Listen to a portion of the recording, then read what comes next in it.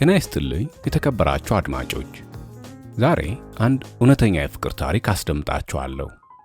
ላይክ፣ ሼር፣ ኮሜንት እና ሰብስክራይብ ማድረግ፣ ትረካዎቹ እንደተለቀቁ እንዲደርሳችሁ ደግሞ ሰብስክራይብ ስታደርጉ ኖቲፊኬሽን ማብራት አይረሳ። ቴሌግራም ቻናሉንም ተቀላቀሉ። ወደ ትረካው እናልፋለን። አፍቃሪው ንጉስ። ደራሲ ፒተር ዴንቲ፣ ተርጓሚ ሰለሞን ኃይለ ማርያም። በ1990 ዓመተ ምህረት ከታተመው የታላላቅ ሰዎች እውነተኛ የፍቅር ታሪክ ከተሰኘው መድብል የተገኘ።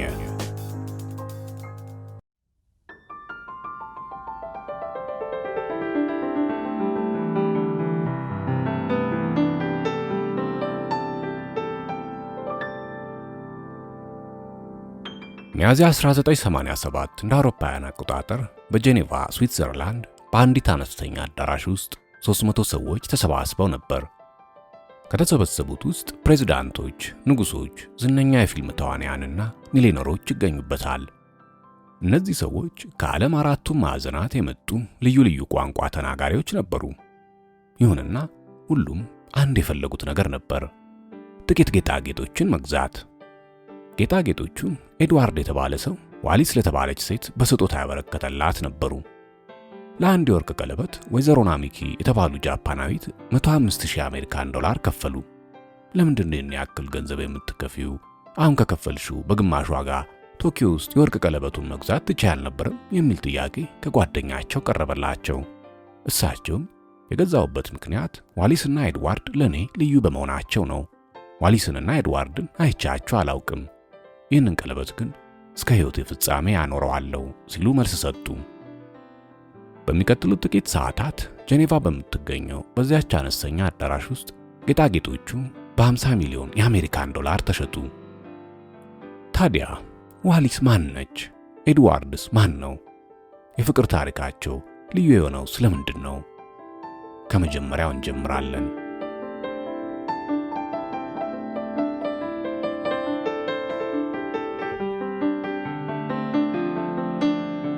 ብቸኛው ሕፃን።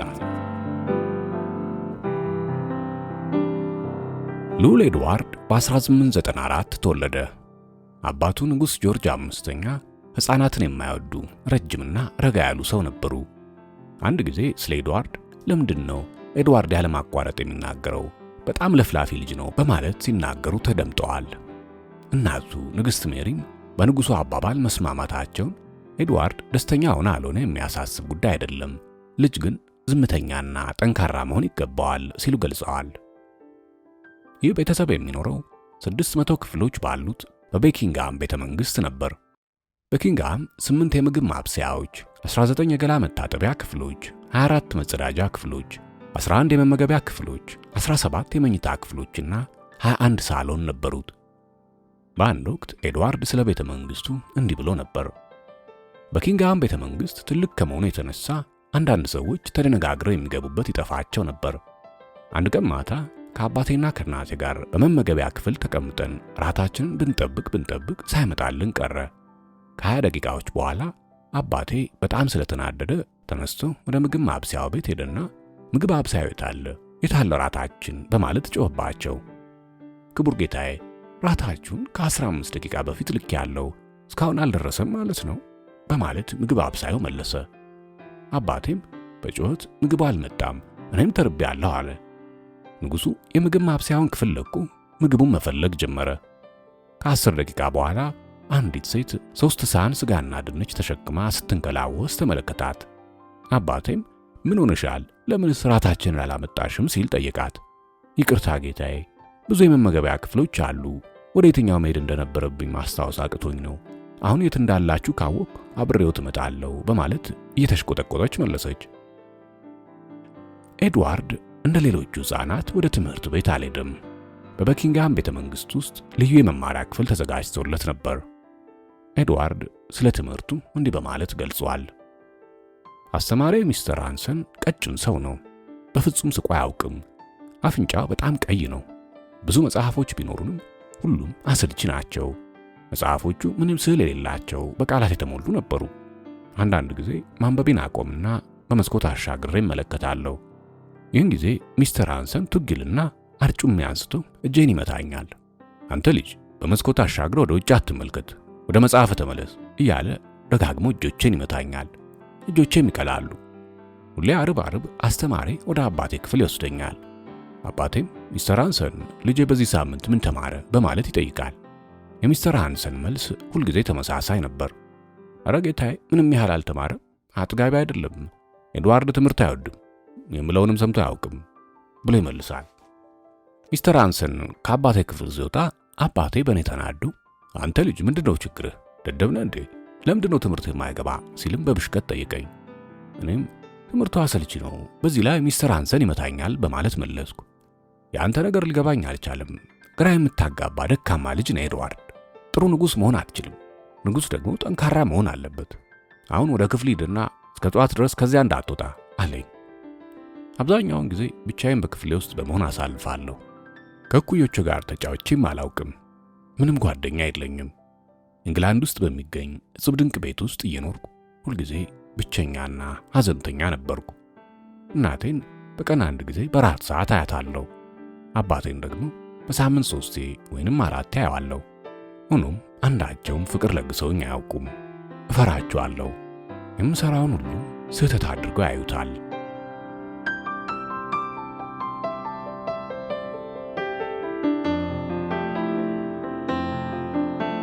የዌልሱ ልዑል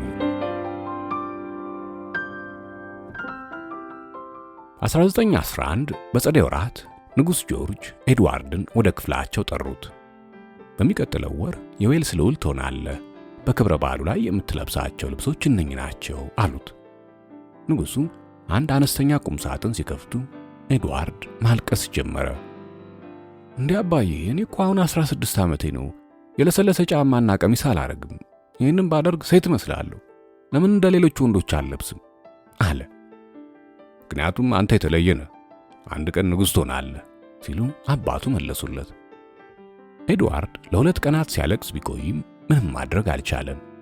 እናም ጁን 10 ቀን 1911 መላ ቤተሰቡ በተገኙበት በሰሜን ዌልስ በሚገኘው ካርናቨርን ካስል ሄዶ ክብረ በዓሉ ተጀመረ። ንጉሡ በኤድዋርድ ራስ ላይ ትንሽዬ ወርቅ ዘውድ ጫኑለት። ሙዚቃውና ዳንሱ ቀጠለ። የተሰበሰበውም ሰው መፈንጠዝ ጀመረ። አዲሱ የዌልስ ልዑል አይኖቹን ጨፈነና ስሜቴ ተረብሿል፣ አሁንስ ወደ ቤታችን መሄድ እንችላለን ብሎ ጠየቀ። ገና ነው፣ ሕዝቡ ሊያይ ይፈልጋል በማለት ንጉሡ መለሱለት። ኤድዋርድ ወደ ሰገነቱ ተጠጋና ወደ ታች የተሰበሰበውን ሰው ሲያይ ይንቀጠቀጥ ጀመር። ፊቱም ፍም መሰለ። ፈገግ በል ኤድዋርድ፣ ደስ ብሎ የለ አሉ ንጉሡ። ከጥቂት ሰዓታት በኋላ ቤተሰቡም ወደ ዊንድሶር ተመለሰ። ውብ ቀን አይደል አሉ ንግሥት ሜሪ። ኤድዋርድ ጫማውን አውልቆ በመስኮት ወደ ውጭ እያየ ሁለተኛ አላደርገውም፣ ሁለተኛ እያለ ያስብ ነበር።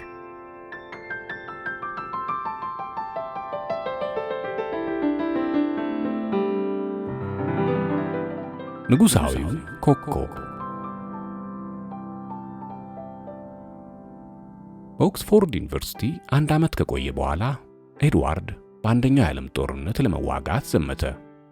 ሁኔታውንም እንዲህ በማለት ገልጾታል። በአንድ ቤት ውስጥ ከ25 ወታደሮች ጋር ነበር የምኖረው። ማታ ስለ ሕይወታችንና ስለ ቤተሰቦቻችን እናወራለን። በጣም ደስ የሚል ነበር። ሀብታም፣ ድሃ፣ ጎረምሳ፣ ሽማግሌ ሳልል በነፃ ከተለያዩ ሰዎች ጋር እነጋገር ነበር። ሆኖም የጦርነትን ሰቆቃና ብካይም አይቻለሁ። አንድ ቀን በ1916 ሹፌሬ ሉስ ወደ ተባለ ቤልጅየም የሚገኝ ከተማ ወሰደኝ። ከመኪናው ወረድኩና ወደ አንድ ኮረብታ ጫፍ አቀናሁ። ከኔ ዝቅ ብሎ ኃይለኛ ውጊያ ይካሄድ ነበር። በጣም አዘንኩ። ከአንድ ሰዓት በኋላ ወደ መኪናዬ ስመለስ ያየሁትን ምንጊዜም አልረሳውም። ሹፌሬ ሞቶ አገኘሁት። እኔ ከሱ እንደተለየው የሆነ ሰው ተኩሶ አንገቱ ላይ መጥቶት ኖሯል። ጦርነቱ በ1918 ሲያልቅ ኤድዋርድ ወደ በኪንግሃም ቤተ መንግሥት ተመለሰ። አንድ ምሽት ከአባቱ ጋር ገበታ ላይ ያሉ ሀገሮች ለምን እንደሚዋጉ አይገባኝም። ጦርነቱ አልቋል፣ የተለወጠ ነገር ግን የለም። አሁንም ብዙ ሚሊዮን ረሃብተኞችና ድሃዎች አሉ። ይህ ልክ አይደለም፣ አንድ ነገር መደረግ አለበት አለ። ንጉሥ ጆርጅም አስተያየቱን ደህና በማለት ጀመሩና በመቀጠልም እሳት እየሞቅ ዓለምን ልትቀይር አትችልም፣ መጓዝ አለብህ። ሰዎችን አግኝታ አነጋግራቸው፣ የሚሉትን አድምጣቸው። ከዚያ በኋላ ንጉሥ በምትሆንበት ጊዜ ዓለምን ከዚህ የተሻለች መኖሪያ ማድረግ ትችላለህ። ኤድዋርድ በ1920 በድጋሚ እንግሊዝን ለቀቀ። በ5 ዓመታት ውስጥ 240,000 ኪሎ ሜትሮችን ተጉዞ 45 ሀገሮች ጎበኘ። ህንድን፣ አርጀንቲናን፣ ናይጄሪያን፣ ሜክሲኮን፣ ኒውዚላንድን እንዲሁም ጃፓንን ጎበኘ። ካናዳ ውስጥ ቶሮንቶን ሲጎበኝ ጊዜ 500,000 ሰዎች እሱን ለማየት አደባባይ ወጥተው ነበር። በየሄደበት ሁሉ በሺህ የሚቆጠሩ ሰዎች እሱን ለማየት ይጠብቁ ነበር። ኬፕ ታውን 190,000፣ ፓሪስ 300,000፣ ኒውዮርክ 500,000 እንዲሁም ሜልበርን 750,000 ሰዎች እሱን ለማየት ተሰብስበው ነበር። ኤድዋርድ የመጀመሪያው ንጉሣዊ ኮከብ ነው ማለት ይቻላል። በአሁኑ ጊዜ ደግሞ በዓለም ዝነኛው ሰው ነው። በድሮ ጊዜ ልዑላን ቀዝቃዛና ሰልቺ ነበሩ። ኤድዋርድ ግን ልዩ ነው። ከመኪናው ወርዶ በጎዳና ላይ ይንሸራሸራል። ሲንሸራሸር በየ2 እና 3 ደቂቃ ቆም ይልና የሚያጋጥመውን ሰው ያነጋግራል። ፊቱ በፈገግታ የተሞላ ነው። ሳቂታም ነው። የሺህ ሰዎችን እጆች ይጨብጣል። ኤድዋርድ ወርቃማ ልብ ያለው የሕዝብ ሰው ነው ሲል አንድ ጋዜጣ ጽፏል።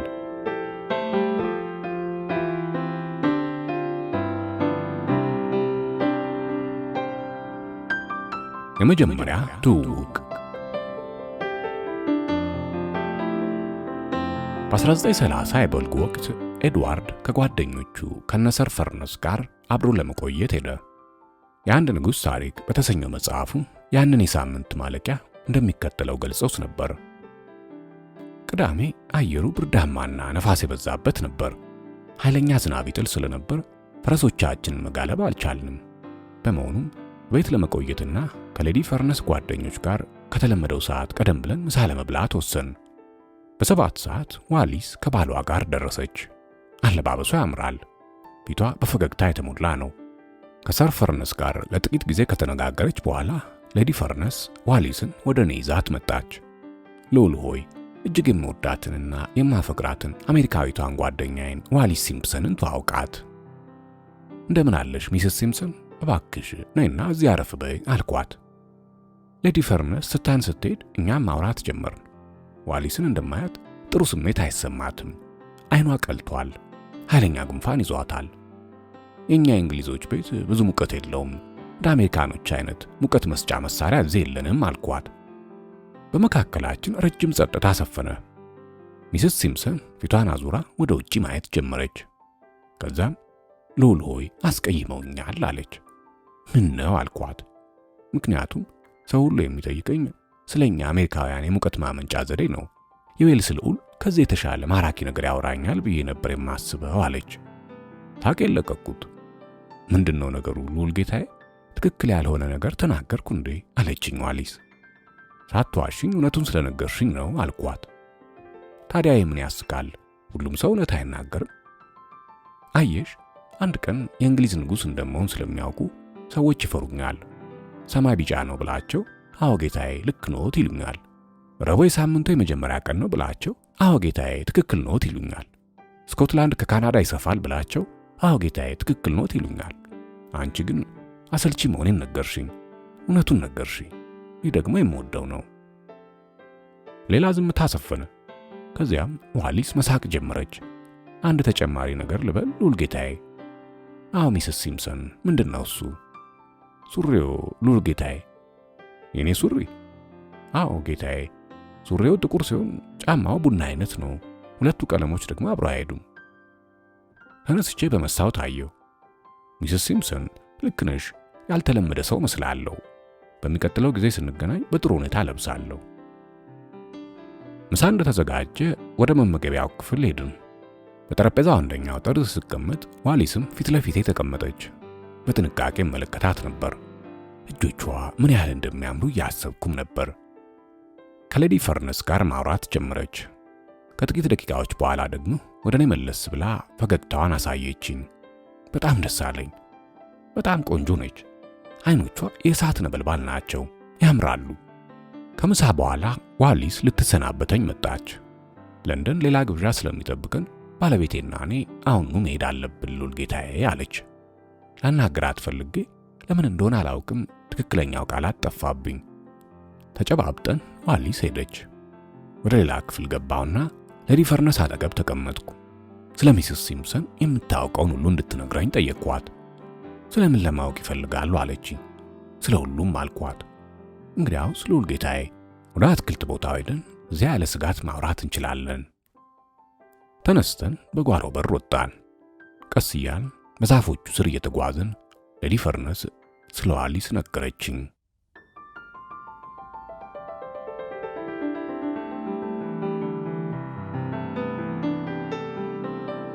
ዋሊስ ሌዲ ፈርነስ ስለ ሚስስ ሲምፕሰን የቀድሞ ሕይወት ለኤድዋርድ እንደሚከተለው ገለጸችለት። ዋሊስ የአሁኗ ሚስስ ሲምፕሰን የተወለደችው ዩናይትድ ስቴትስ ባልቲሞር ውስጥ ነው። አባቷ የሞተው ገና 5 ወር ሕፃን እያለች በመሆኑ አታውቀውም። ይሁንና ጠንካራና ተወዳጅ እናት ስለነበረቻት ዋሊስ ጤነኛና ደስተኛ ሕፃን ሆነች። በ20 ዓመቷ ዊንፊልድ ስፔንሰር የተባለ ሰው አግብታ ለመጀመሪያዎቹ ጥቂት ዓመታት የሞቀ ትዳር ውስጥ ቆየች። አንድ ቀን ዊንፊልድ ገንዘብ ጠፍቶበት በጣም ተናዶ ቤት እንደደረሰ አንድ ጠርሙስ ውስኪ ከቁም ሳጥን አውጥቶ ከጠጣ በኋላ ዋሊስን ደበደባት። አፏ ላይ ደጋግሞ ቡጢ ስላሳረፈባት ፊቷ በደም ታጠበ። እባክህ ዊንፊልድ ተወኝ ብትለውም እጇን ስቦ እየጎተተ ወደ ላይኛው ፎቅ ወሰዳት። እስረኛዬ ነሽ በማለትም አንባረቀባት። የትም አትሄጂም ብሎ ባኞ ቤት ገብቶ አስገባትና ቆለፈባት። በጠዋቱም ዋሊስ ወደ ቤተሰቦቿ ቤት ተመለሰች። ከሱ ጋር መኖር አልችልም፣ ጋብቻችን መፍረስ አለበት አለች። ምስኪን አለ ኤድዋርድ።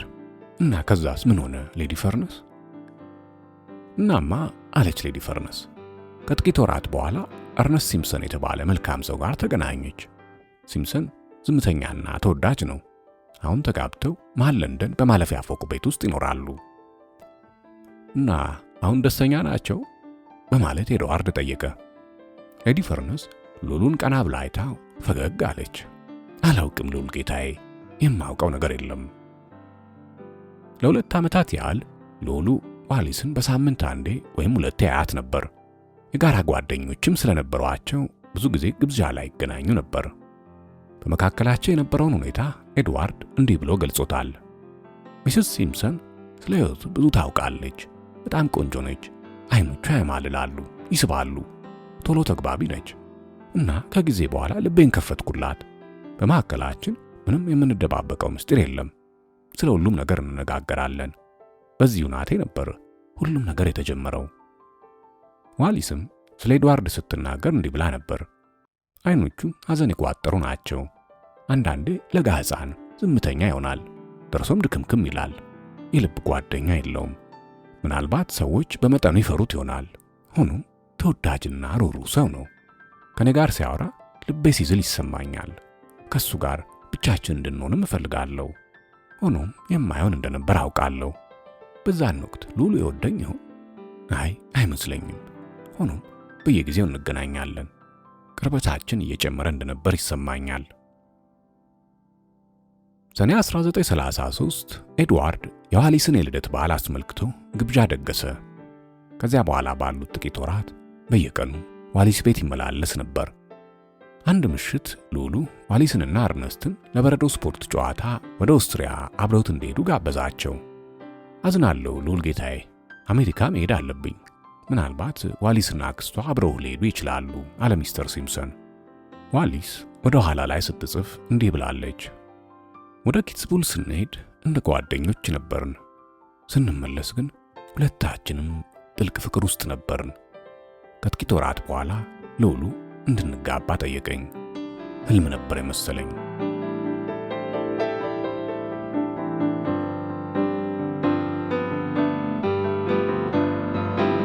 ንጉሱ ሞተዋል። ረጅም ዕድሜ ለንጉሱ። በጥር 1936 ኤድዋርድ የከተማ ሕይወት ስለሰለቸው ለጥቂት ሳምንታት በአትክልት ቦታው ለመስራትና ፈረስ ለመጋለብ ወደ ዊንድሶር ሄደ። ብዙም ሳይቆይ አንድ ቀን ከሰዓት በኋላ ከንግሥት ሜሪ ስልክ ተደወለለት።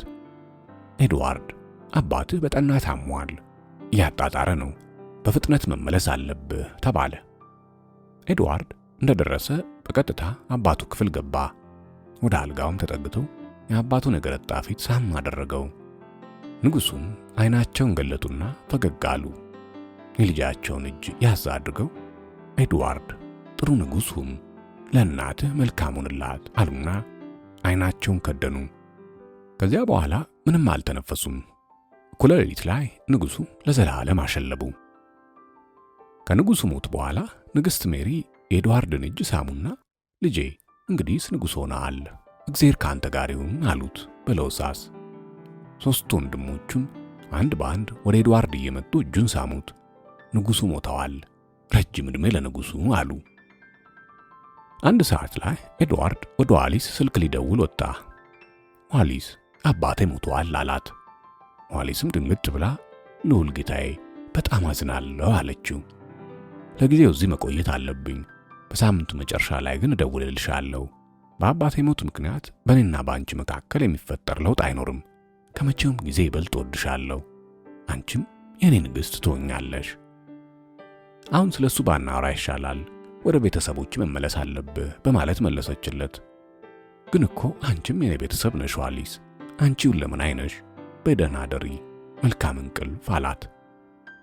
ያን ምሽት ዋሊስ ስልኩን እንደዘጋች በቅጽበታዊ ፍርሃት ራደች። ኤድዋርድ አሁን ንጉሥ ነው፣ ታዲያ እኔ አሁን ምን ልሆን ነው በማለት በሐሳብ ተዋጠች።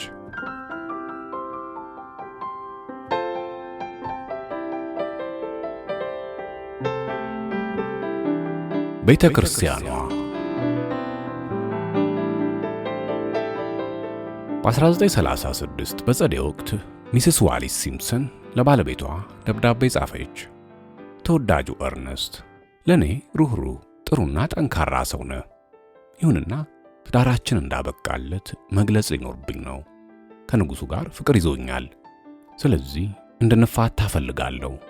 ምንም የምታደርገው ነገር ስለሌለ መናደድ አይኖርብህም። በፍጹም አልረሳም። ሆኖም ነፃ መሆን ፈልጋለሁ በማለት ገለጸችለት። እርነስትም ዛሬ ጠዋት ደብዳቤሽ ደረሰኝ፣ እንዳልሽኝ አደርጋለሁ። ፈጽሞ አልረሳሽም። ምንጊዜም እወድሻለሁ። መቼም ቢሆን በፈለግሽኝ ጊዜ አለሁልሽ ብሎ ወዲያውኑ መለሰላት። የዛን ዕለት ምሽት ንጉሡና ዋሊስ ፒካርድሊ በሚገኝ አነስተኛ ሆቴል ውስጥ ተገናኙ። ኤድዋርድ እርነስት የጻፈውን ደብዳቤ ደጋግሞ አነበበው። ግሩም ዜና ነው፣ ካሁን በኋላ ምንም የሚያግደን ነገር የለም አለ። በሚቀጥለው ቀን ኤድዋርድ ወደ ቁርሱ ሲሄድ ጎርደን ላንግ የካንተርበሪው ሊቀ ጳጳስ ሲጠብቁት አገኛቸው። እንደምን አደሩ ጎርደን፣ እርሶን በድጋሚ በማየቴ ደስ ብሎኛል። ምን ላድርግልዎት አላቸው ንጉሡ። ለደቂቃ ያህል ሊቀ ጳጳሱ በዝምታ ተዋጡ። አንዲት ትንሽዬ ጥቁር ቦርሳ ከፈቱና 3 ጋዜጦች አወጡ። እዚህ ድረስ ያመጣኝ የሚስስ ዋሊስ ሲምፕሰን ጉዳይ ነው በማለት ጀመሩ። ቀጠሉና ጋዜጦቹ ከዋሊስ ጋር ልትጋቡ እንደፈለጋችሁ ጽፈዋል። ይህ እውነት ነው ጌታዬ አሉት። አሁን ጎርደን ዋሊስ ሚስቴ ልትሆን ነው አላቸው። ይህ የማይሆን ጉዳይ ነው። ቤተ ክርስቲያን ስለ ጋብቻና ፍቺ ምን እንደምታስብ ታውቃለህ። ፍቺ በእግዚአብሔር ዘንድ የተጠላ ነው በማለት ሊቀ ጳጳሱ መለሱ። ኤድዋርድ ፈገግ አለና ሊቀ ጳጳስ ጎርደን ላንግ ጥቂት ጥያቄዎች ላቀርብልዎት እችላለሁ አላቸው። አሁን ጌታዬ አሉት። 2 ሰዎች በፍቅር ቢከንፉ እግዚአብሔር ደስ ይለዋል? አሁን ጌታዬ ግን እና 2 ሰዎች በፍቅር ከንፈው ሲጋቡ እግዚአብሔር ደስ ይለዋል? አሁን ጌታዬ ሆኖም እሺ 2ቱ ሰዎች በፍቅር ከንፈው ተጋብተው በደስታ አብረው ቢኖሩ እግዚአብሔር ደስ ይለዋል? አሁን ጌታዬ ግን ስለዚህ ሊቀ ጳጳስ ላንግ ዋሊስና እኔ ፈጣሪ እናስደስተዋለን፣ በፍቅር ከንፈናል፣ እንጋባለን፣ በደስታም እንኖራለን አለ። ግን እኮ ልንገነዘበው የሚገባ ነገር አለ ጌታዬ አሉ ሊቀ ጳጳሱ ላንግ። ቤተ ክርስቲያን ፍቺ የተጠላ ነው ትላለች። ሚስስ ሲምፕሰን ባሏን ፈታ ንጉሳችንን ማግባት አትችልም። እሷን መተውና ሌላ ሴት መፈለግ ይሻላል ጌታዬ፣ እባክዎ እንደገና ያስቡበት አሉት። ኤድዋርድ በዝግታ ያ እንኳን የማይሆን ነው፣ ዋሊስ ነጻ ስትሆን ላገባት ቆርጫለሁ አለ። ሊቀ ጳጳሱ ወለሉን ወደ ታች እያዩ አንገታቸውን በሐዘኔታ አወዘወዙ። ጌታዬ ትልቅ ስህተት እየተሰራ ነው። ቤተ ክርስቲያናችን ደግሞ ጠንካራ ነች። ይህችን ሴት ንግሥታችን እንድትሆን አንሻም አሉት። ኤድዋርድ በቅጽበት ተነስቶ ቆመ። በጣም ከመናደዱ የተነሳ ፊቱ ፍም መሰለ። ብፁዕነቱ በመምጣቷ አመሰግናለሁ። ከዚህ በላይ የምልልኝ አሁን ብቻዬን መሆን እፈልጋለሁ አለ። ሊቀ ጳጳሱ ለመሄድ ተነሱ። ሆኖም መለስ አሉና የንጉሱን ክንድ ነካ አደረጉት። እባክዎ ጌታዬ እንደገና ያስቡበት፣ ቤተክርስቲያን ትቃወሙታለች አሉት። ደንታ የለኝም፣ እግዚአብሔር ከጎኔ አለልኝ፣ ይህ ብቻ ለኔ በቂ ነው። ደህና ይሁኑ ሊቀ ጳጳስ ላንግ አለና አሰናበታቸው ንጉሥ ኤድዋርድ።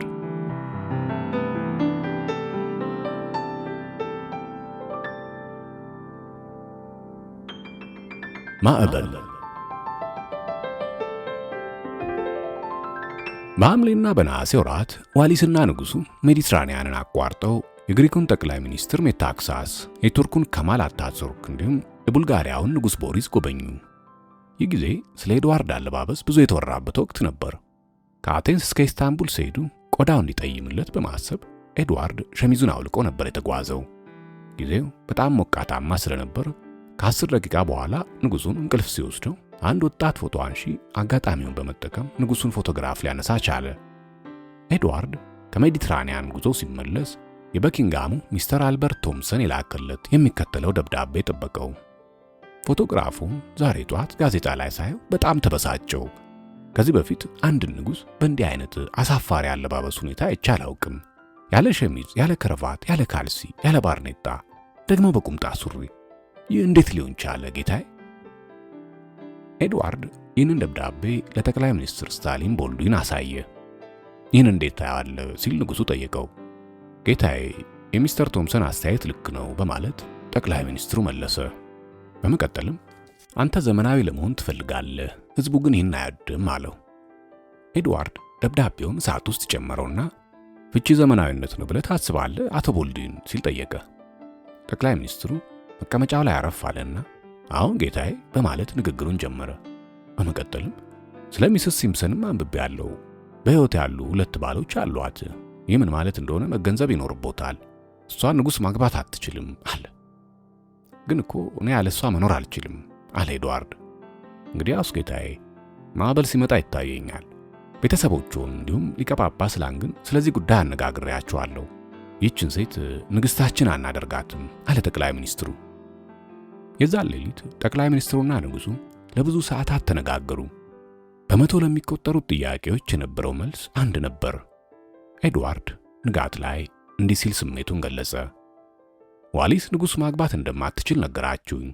እናም አንድ ላደርገው የሚችል ነገር ቢኖር ዘውዱን ለወንድሜ ሰጥቼ እንግሊዝን መቀላቀል ነው። የልቤን መከተል አለብኝ። በፍቅር መውደቅ ወንጀል እንደሆነ ነገራችሁኝ። ደስተኛ መሆን ትክክል እንዳልሆነ ነገራችሁኝ። ምንኛ ግራ የተጋባች ሀገር ነች። ከአንድ ሰዓት በኋላ ኤድዋርድ ለዋሊስ ደወለላትና ጠቅላይ ሚኒስትሩ ማዕበል እየመጣብህ ነው ብሎኛል፣ ስለዚህ ከሀገር ብትወጪ ሳይሻል አይቀርም አላት። ዋሊስም በሐሳቡ በመስማማት ሻንጣዋን ይዛ ወደ ፈረንሳይ ሄደች። ኤድዋርድ ወደ ንግሥቲቱ እናቱ ዘንድ ሲሄድ እናቱ ተቆጥተውና እንግዳ ሰው ሆነው ጠበቁት። ምን እያደረግክ እንደሆነ ታውቃለህ? እስኪ በመስኮት ወደ ውጪ ተመልከት። ከዚህ ቤተ መንግሥት ውጪ ንጉሥ እያሉ የሚጠሩና የሚፈልጉ 400 ሚሊዮን ሰዎች አሉ። እነዚህን ሰዎች ለሚስስ ሲምፕሰን ብለህ ልትተዋቸው ነው ሲሉ ጠየቁት። አሁን ማማ እተዋቸዋለሁ፣ እኔ ፍቅር ይዞኛል አለ።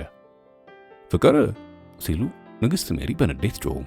በመቀጠልም አንተ ንጉሥ ነህ፣ በመጀመሪያ አገርህን ነው ማፍቀር ያለብህ አሉ። ግን እኮ እኔም ሰው ነኝ፣ ምን ማድረግ እችላለሁ አለ ኤድዋርድ በዝግታ። ንጉሡ በዛን ምሽት የቅርብ ወዳጁ ለሆነው ለዊንስተን ቸርችል ስልክ ደወለለት። አሳዛኝ ዜና አለኝ በማለት ኤድዋርድ ንግግሩን ጀመረ። ባለፈው ምሽት ከሚስተር ቦልዱይን ጋር ስንወያይ ነበር። በሚቀጥለው ሳምንት ለመጓዝ ወስኛለሁ አለ። ለእረፍት ነው ጌታዬ ሲል ጠየቀ ቸርችል። አይደለም ዊንስተን፣ ንጉሥነቴን ለጆርጅ ሰጥቼ እንግሊዝን ለአንዴና ለመጨረሻ ጊዜ ልለቅ ነው አለ።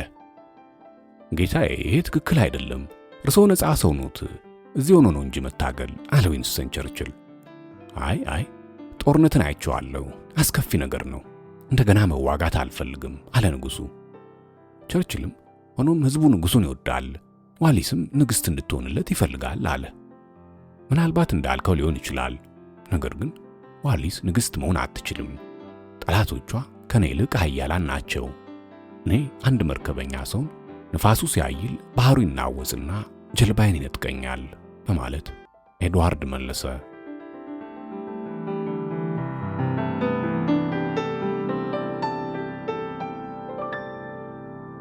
የወደድኳት ሴት። ከጥቂት ቀናት በኋላ ቸርችል ኤድዋርድን ለማየት ወደ በኪንግሃም ቤተ መንግሥት መጣ። በመጀመሪያ ንጉሡ በእርጋታ ተቀምጦ ነበር። ዛሬ በእንግላንድ የማሳልፈው የመጨረሻ ሌሊት ነው ዊንስተን። ይችን ሀገር ወዳታለሁ። ዘመናዊ ደግ ንጉሥ ለመሆን ፈልጌ ነበር። ዓለምን ለመቀየር ፈልጌ ነበር፣ ግን አላንቀሳቅሳሉኝ። ስለዚህ መሄድ አለብኝ አለ። ከምሽቱ 4 ሰዓት ኤድዋርድ ተነስቶ ወደ መስኮቱ ተራመደ። ከታች ጨለማ ከዋጠ ጎዳና በመቶዎች የሚቆጠሩ ሰዎች የኤድዋርድን ስም እያነሱ ይዘምራሉ። ድምፃቸውን ከፍ አድርገው ኤድዋርድ ኤድዋርድ እንወዳለን፣ ረጅም ዕድሜ ለንጉሡ፣ ረጅም ዕድሜ ለፍቅር ሲሉ አደመጠ። ንጉሡ በቅጽበት ወደ ቸርችል ዞር አለና ለምን የሁሉ በእኔ ላይ ደረሰ ቸርችል? ምን የፈጸምኩት ስህተት አለ? በማለት ሐዘኑን ገለጸ። ተመልሶ ተቀመጠና ራሱን በእጆቹ ውስጥ ቀበረ። በቤቱ ውስጥ ጸጥታ ነገሰ። ነገር ግን በተከፈተው መስኮት ከጎዳናው ረጅም ዕድሜ ለኤድዋርድ፣ ረጅም ዕድሜ ለፍቅር፣ ረጅም ዕድሜ ለኤድዋርድ፣ ረጅም ዕድሜ ለፍቅር የሚለው ጩኸት ይሰማ ነበር። ቸርችል ጠጋ ብሎ በመቆርቆር ስሜት የንጉሡን ክንድ ያዝ አደረገ። ኤድዋርድም ቀና ብሎ አመሰግናለሁ ዊንስተን፣ አንተ ጥሩ ጓደኛዬ ነህ አለው። አመሰግናለሁ ጌታዬ፣ እርሶም ጥሩ ንጉሥ ነበሩ አለ ቸርችል። በነጋታው በ4 ሰዓት ኤድዋርድ መኝታ ቤት ያለው ስልክ ጮኸ። የስልኩ መልእክትም አሁን ተዘጋጅተው እየጠበቁ ነው ጌታዬ የሚል ነበር። ንጉሡ በዝግታ በደረጃው ወደ ታች ወረደና ፊት ለፊት ባለው ክፍት በር ቁጭ ብለው ወደሚጠብቁት ቤተሰቦቹ ዘንድ ገባ። እናቱ ከመስኮቷ አጠገብ ጥቁር ለብሰው ተቀምጠዋል። ወንድሞቹ ከእናቱ አጠገብ ቆመዋል። እንዴት ተቀራርበዋል ሲል ንጉሡ አሰበ። ኤድዋርድ በክፍሉ መሃል በትንሽ ጠረጴዛ ላይ የተቀመጠውን ወረቀት አስተዋለና ወደዚያው ተራምዶ ወንበር ስበው ተቀመጠ። በወረቀቱ ላይ ያለው ጽሑፍ እንደሚከተለው ይነበባል። እኔ ኤድዋርድ 8ኛ የታላቋ ብሪታንያ ንጉሥ፣ የህንድ፣ የአውስትራሊያ፣ የኒውዚላንድ፣ የካናዳ፣ የኬንያ፣ የናይጄሪያ፣ የበርማ፣ የማላያና የሲንጋፖር ንጉሥ እንዲሁም የሌሎች 32 ሀገሮች ንጉሥ በዛሬው ዕለት ዘውዴን ለወንድሜ ለጆርጅ ሰጥቻለሁ። እግዚአብሔር ከእርሱና ከሕዝቦቹ ጋር ይሁን። ዲሴምበር 10 1936። ኤድዋርድ ብዕር አንስቶ ከገጹ መጨረሻ ላይ ስሙን አሰፈረ። ከዚያም ተነሳና የወንድሙን እጅ ሳመ። ይህ እንዲሆን አልፈልግም ነበር። በሕይወቴ ያጋጠመኝ እጅግ የከፋ ቀን ቢኖር ዛሬ ነው በማለት ጆርጅ ስሜቱን ገለጸ። ኤድዋርድ ወደ እናቱ መራመድ ሲጀምር እናትየው ከመሰነባበታችን በፊት ልናገር የምፈልገው ነገር አለ አሉ። ልጄ፣ ያንተ ነገር በፍጹም ሊገባኝ አልቻለም። ዛሬ ጠዋት ንጉሥ ነበርክ። ዛሬ ማታ ይኸው እንደ ሌባ ብቻህን አዝነህና በፍርሃት ተውጠህ እንግሊዝን ለቀህ ልትፈረጥጥ ነው። ነፃ ነኝ ብለህ ታስብ ይሆናል። ነገር ግን ነፃ አይደለም። ነፃ መሆን አትችልም። እያንዳንዱ ሰው ቤተሰቡን ይፈልጋል፣ ቤቱን ይፈልጋል። ዛሬ ማታ ይህን ሁሉ ጸጋ ታጣለህ። እኔ እወድሃለሁ። እናትነቴን ምንም የሚቀይረው ነገር የለም። ይህችን ሴት የምታገባት ከሆነ ግን ልቤን ትሰብረዋለህ። በጣም ያሳዝናል። አሁን ሂድ አሉ። ኤድዋርድ የንግሥት ሜሪን እጅ ሳምና ፊቱን አዙሮ ወጣ። በሚቀጥለው ቀን ኤድዋርድ ወደ ዊንድሶር ቤተ መንግሥት ተመለሰና በሕንፃው አናት ላይ በሚገኝ አነስተኛና ቀዝቃዛ ክፍል ውስጥ ገብቶ ለብሪታንያና ለዓለም ሕዝብ በቢቢሲ ሬዲዮ የሚከተለውን ንግግር አደረገ። በዚህች ሌሊት ለመጀመሪያ ጊዜ ለእናንተ የምተነፍሳቸው ጥቂት ቃላት አሉኝ። ትላንትና ዘውዴን ለወንድሜ ጆርጅ ሰጥቻለሁ። በቅርቡ ይህን ሀገር ለቅቄ ወደ ፈረንሳይ ስለምጓዝ ከእንግዲህ ንጉሣችሁ ጆርጅ ይሆናል። ከመወዳት ሴት ተለይቼ መኖር አልችልም። ልቤ ከዋሊስ ጋር ነው። ምን እንደሚደርስብኝ አላውቅም። ምናልባት እንግሊዝን እስከ መጨረሻ ላያት ይሆናል። ዛሬ ሌሊት ባህር ተሻግሬ አገሬን ለቅቄ ስሄድ ግን በመንፈሳችሁ እንድትከተሉኝ እጠይቃለሁ። እግዚአብሔር ከእናንተ ጋር ይሁን። ረጅም ዕድሜ ለንጉሥ ጆርጅ በማለት ንግግሩን አጠቃለለ። ኤድዋርድ የዊንድሶር ቤተ መንግሥትን ለቆ አንድ ረጅም ጥቁር መኪና ውስጥ ሲገባ እኩለ ሌሊት ሆኖ ነበር። መዝነብም ጀምሯል። በተቻለ ፍጥነት ከዚህ ስፍራ ይዘኝ ውጣ ሲል ኤድዋርድ ሹፌሩን አዘዘ። መኪናዋ በዝናባማው ጨለማ ተዋጠች። ሹፌሩም በተራው ምን አይነት ሌሊት ነው? ሰማዩም እያለቀሰ ይመስለኛል ጌታዬ ሲል ተናገረ። ከሌሊቱ 7 ሰዓት ፖርስማውዝ ደረሱና ኤድዋርድ ከመኪናው ሲወርድ ንጉሡ ይኸውና የሚል ድምፅ ሰማ።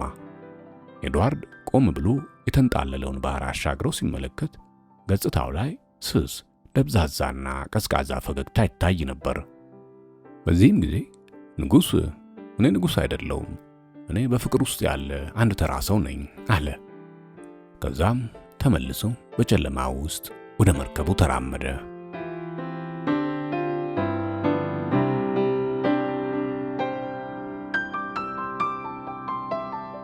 ሰርሙ። በማግስቱ ኤድዋርድ ቦሎኝ ሆኖ ለዋሊስ ስልክ ደወለላት። በሬዲዮ የተናገርኩትን ሰማሽ ሲል ጠየቃት። አሁን ሰምቻለሁ አለች። እና ምን ተሰማሽ? ብቻዬን ክፍሌ ተቀምጬ ነበር። ንግግርህን ስሰማ በጣም አዘንኩ። ራሴን ልገታው ባለመቻሌ አይኖቼን በእጆቼ ሸፍኜ ተንሰቅስቄ አነባው። ኤድዋርድ ለኔ ስትል ሁሉን ነገር እርግፍ አድርገህ ተውከው። በጣም ወዳለሁ። በዓለም ላይ የመጨረሻው ደስተኛ ሰውም ትሆናለህ አለችው። አሁንም ቢሆን በጣም ደስተኛ ነኝ። በሕይወቴ ውስጥ ዋነኛውና ትልቁ ነገር የአንቺ ፍቅር ብቻ ነው አላት። ከ6 ወራት በኋላ ጁን 3 1937 ኤድዋርድ ዋሊስ ሲምፕሰንን በሰርግ አገባት። በሰርጉ ዕለት አንድም የንጉሣዊ ቤተሰብ አባል አልተገኘም ነበር። በዚህች ዕለት ኤድዋርድ የ43 ዓመት፣ ዋሊስ የ41 ዓመት ጎልማሶች ነበሩ። ከዚህ ጊዜ በኋላም ኤድዋርድና ዋሊስ የዊንድሶር ዱክና ደቸስ በሚል አዲስ ማዕረግ ይጠሩ ጀመር። ከጥቂት ሳምንታት በኋላ ኤድዋርድ ለወንድሙ ለንጉሥ ጆርጅ እንዲህ ሲል ደብዳቤ ጻፈለት። በሰርጌ ላይ ያለመገኘት አስገርሞኛል። ዋሊስ እንደሆነች አሁን ሚስቴ ሆናለች። ይህንን ምንም የሚቀይረው ነገር የለም። እንደምታውቀው ፓሪስ ውስጥ መኖሪያ ቤት አለን። ነገር ግን ፈረንሳይ ሀገሬ አይደለም። ስለዚህ ዋሊስን ከጎኔ አድርጌ ዊንድሶር እንደገና መኖር እፈልጋለሁ። ንጉሥ ጆርጅም ኤድዋርድ በጣም አዝናለሁ። ስለዛች ሴት ምን አይነት ስሜት እንዳለኝ ታውቃለህ? አልወዳትም። ምንጊዜም ቢሆን አልወዳትም። አንተ መጥተህ መኖር ትችላለህ፣ ዋሊስ ግን አትችልም በማለት ለኤድዋርድ መልስ ጻፈለት። ኤድዋርድ ወንድሙ የጻፈለት ደብዳቤ የፈጠረበትን ስሜትና በቤተሰቡ የደረሰበትን በደል እንደሚከተለው ገልጾታል። ወንድሜ ያደረገኝም ምንጊዜም አልረሳውም። እንደ ውሻ ገፍትሮ አባሮኛል። ቤተሰቤን እንደማልፈልጋቸው የወሰንኩትም ከዚያን ጊዜ ጀምሮ ነው። ዋሊስን ስላልፈለጓት እኔም እነሱን አልፈልጋቸውም። ኤድዋርድና ዋሊስ ወደ በኪንግሃም ቤተ መንግሥት ሳይመለሱ ለ30 ዓመታት ፓሪስ ውስጥ ኖሩ። 30ውን ዓመታት ግብዣ ሲደግሱና ዓለምን ሲዞሩ አሳለፉ። የኤድዋርድ ወንድም ንጉሥ ጆርጅ በ1952፣ ንግሥት ሜሪ ደግሞ በ1961 ዓመተ ምህረት ሞቱ። ኤድዋርድ በዚህን ጊዜ ለጥቂት ቀናት ወደ ዊንድሶር ተመልሶ ነበር። ዋሊስ ግን ያንተ እንጂ የኔ ቤተሰቦች አይደሉም በማለት እዛው ፈረንሳይ ቀረች።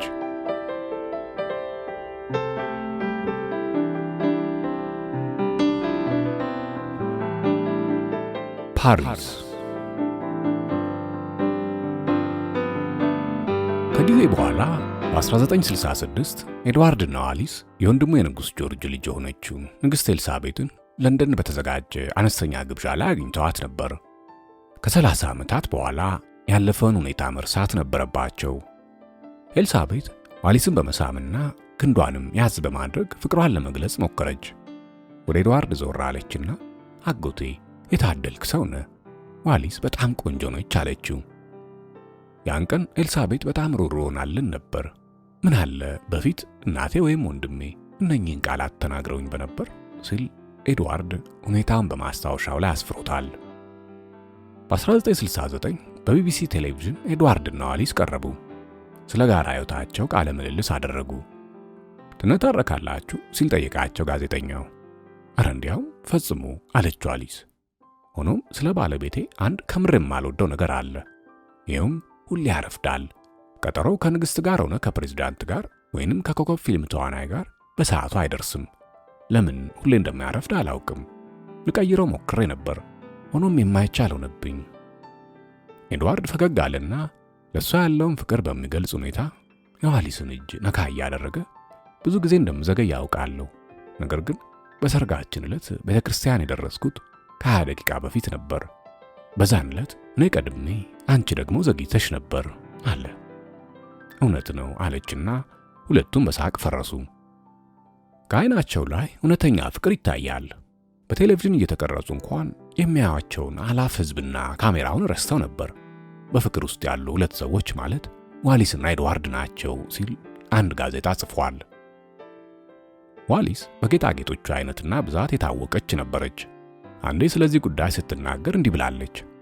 ከባለቤቴ ኤድዋርድ ቀጥዬ በዓለም ላይ ካሉ ነገሮች ሁሉ አስበልጬ የምወደው ጌጣጌጦችን ነው።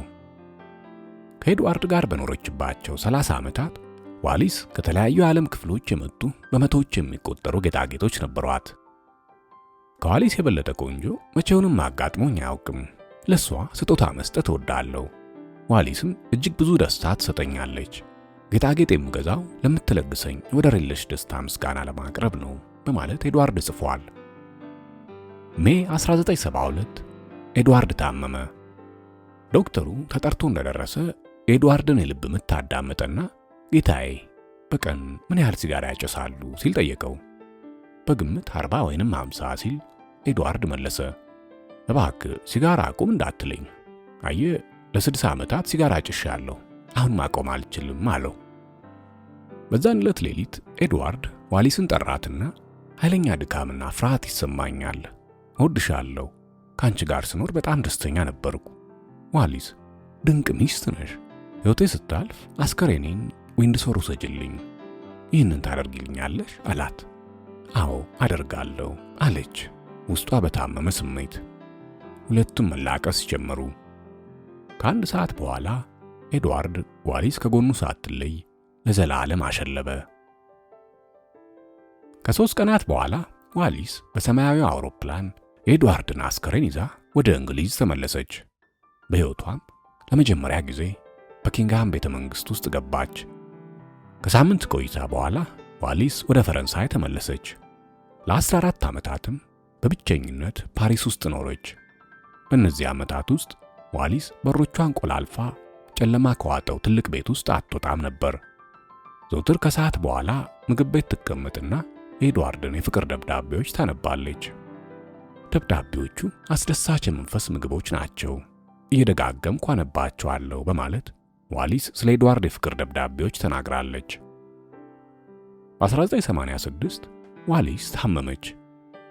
በአቅራቢያዋ ባለ አነስተኛ ሆስፒታል ስትረዳ ቆይታ ከጥቂት ቀናት በኋላ አረፈች።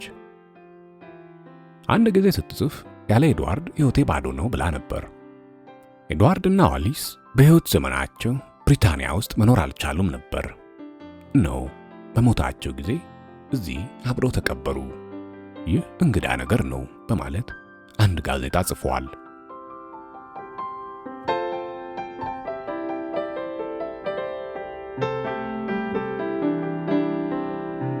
ረጅም ዕድሜ ለፍቅር።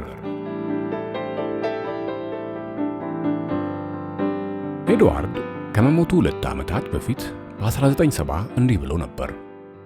አንዳንዴ ሰዎች ዘውዴን መልቀቄ ትክክል አይደለም ብለው ያስባሉ። እነዚህ ሰዎች እውነተኛ ፍቅር ምን እንደሆነ የማያውቁ ናቸው። ልጅ በነበርኩ ጊዜ በኪንግሃም ቤተ መንግሥት ውስጥ ኖሬያለሁ። የምፈልገውን ነገር ሁሉ አገኝ ነበር። ይሁንና ደስተኛ አልነበርኩም፣ ምክንያቱም ልቤ ባዶ ነበርና ነው። ዋሊስን ሳገኝ ሁሉም ነገር ተለወጠ። እዚህ የሕይወቴን ግማሽ የኖርኩት የቆንጆች ቁንጮ ከሆነችው ሴት ጋር ነው። ዋሊስ ለኔ ሁሉም ነገር ናት። ዋሊስን ከጎኔ አድርጌ በአትክልት ስፍራ አስቀምጥ አልፎ አልፎ ስለ ቀድሞ ሕይወቴ አስባለሁ። በመኝታ ቤቴ ያሳለፍኳቸውን የብቸኝነት ቀናት አስታውሳለሁ። አስተማሪ ባርጩሜ ሲቀጠቅጠኝ ትዝ ይለኛል። በዓለም ላይ ያደረግኳቸው ጉዞዎችና ጦርነት ቁልጭ ብለው ይታዩኛል። ከዛም ከመስኮቴ በታች ረጅም ዕድሜ ለፍቅር እያሉ ሲጮሁ የነበሩትን በርካታ ሰዎች አስታውሳለሁ። ለንደን በቆየሁበት የመጨረሻው ሌሊት ከዊንስተን ቸርችል ጋር ተነጋግሬ ነበር። በንግግራችን መሃል ጌታዬ እኔ እንደማስበው በሕይወት ውስጥ ተወዳዳሪ የሌለው ነገር ቢኖር ነፃ መሆን ነው ብሎ ነበር። ይህንን ንግግር በፍጹም አልረሳውም። አሁን ከብዙ ዓመታት በኋላ ምን ለማለት እንደፈለገ ትርጉሙ ገባኝ። ደስታን አትገዛም፣ ፍቅርንም መግዛት አትችልም። በዓለም ላይ ከልብ እንደመደሰት ያለ እጹብ ድንቅ ነገር የለም። እድለኛ ሰው ነኝ። ፈጣሪ ሆይ ዋሊስን ስለሰጠኝ አመሰግናለሁ። ረጅም ዕድሜ ለፍቅር።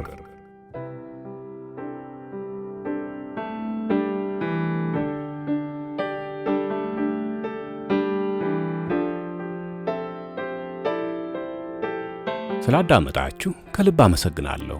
አዘጋጅቼ ያቀረብኩላችሁ አድማስ ነበርኩ። በቀጣይ ትረካ እስከምንገናኝ መልካም ጊዜ